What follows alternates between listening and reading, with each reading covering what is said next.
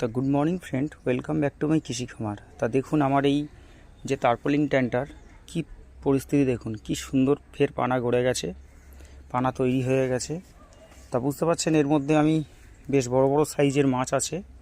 এবার আমি আর এক দু সপ্তাহ পরে আমি হারভেস্ট করব, কারণ এর মধ্যে অনেক মাছ আছে বিক্রি বাজারজাত করে দেবো, তা রাখবো না।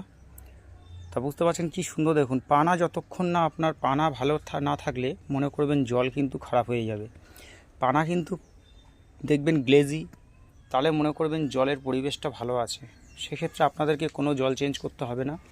আর খোলা আকাশের একদম দেখুন, খোলা আকাশের নিচে আমার এই ট্যাঙ্ক, আর উপর থেকে একটা জালের ব্যবস্থা করে দিয়েছি যাতে পাখি টাখি না তুলতে পারে। আর যেহেতু বড় মাছ, পাখি তুলবে না, তা সেই ক্ষেত্রে তাও দিয়ে রেখেছি নিজের সেফটির জন্য। ঠিক আছে বন্ধুরা, ধন্যবাদ, সবাই ভালো থাকবেন, সুস্থ থাকবেন।